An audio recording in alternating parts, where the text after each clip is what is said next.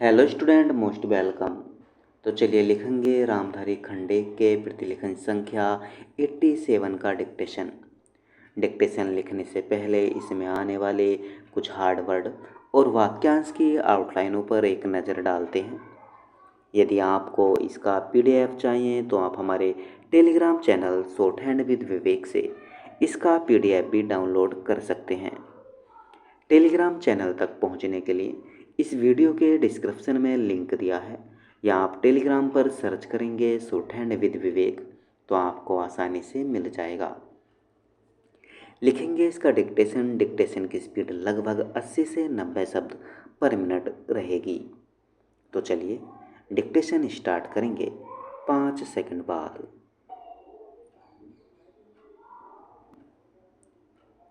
उपाध्यक्ष महोदय, मैं इस बिल का स्वागत करता हूँ।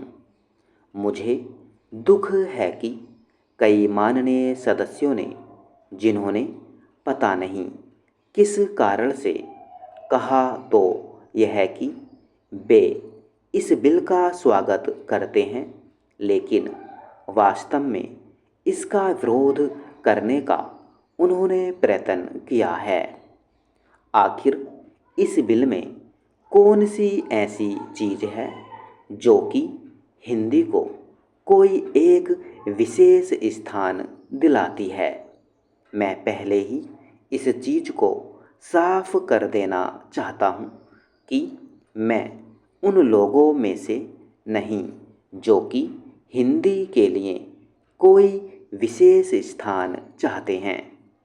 मुझे तो ऐसा लगता है कि जो सदस्य महोदय ऐसा कहते हैं कि इस बिल के द्वारा हिंदी को कोई विशेष स्थान दिया जा रहा है, उन्हें वास्तव में हिंदी का इतिहास मालूम नहीं है। हिंदी कुछ उन लोगों की भाषा है जो राष्ट्रीय विचार के थे, जिनका कि राष्ट्रीय आंदोलन में बहुत हाथ था। उन्होंने इसका प्रचार किया। यह ध्यान देने की बात है कि राष्ट्रीय आंदोलन के समय में हिंदी की एक ही संस्था नहीं थी, बल्कि दूसरे राष्ट्रीय विद्यालय भी थे, और महात्मा गांधी के आदेश के अनुसार वे राष्ट्रीय विद्यालय काम करते थे। उनके द्वारा भी बहुत डिग्रियां और उपाधियां बांटी जाती थीं।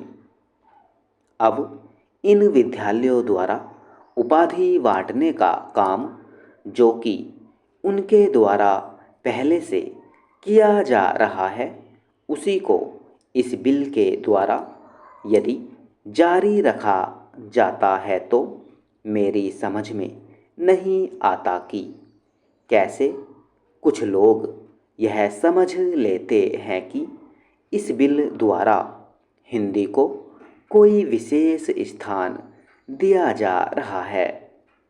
मैं नहीं समझता कि इसमें हिंदी को कोई विशेष स्थान दिए जाने की बात है, और जैसा मैंने पहले निवेदन किया, मैं उन लोगों में से नहीं हूँ जो कि चाहते हैं कि हिंदी को कोई विशेष स्थान दिया जाए, लेकिन मैं एक बात अवश्य उन लोगों से पूछना चाहता हूँ। जब भी उन्हें अवसर मिलता है, किसी न किसी तरीके से एक ऐसे राष्ट्रीय निश्चय का, जो कि आज नहीं बल्कि आज से कई वर्ष पहले लिया गया था, उसका विरोध करने के लिए तैयार रहते हैं। संविधान में राजभाषा के संबंध में स्पष्ट व्यवस्था दी हुई है, तो भी मेरे यह मित्र उसका विरोध करने का प्रयत्न करते हैं। क्या उनके सामने देश की एकता के लिए कोई दूसरा रास्ता है? स्टॉप।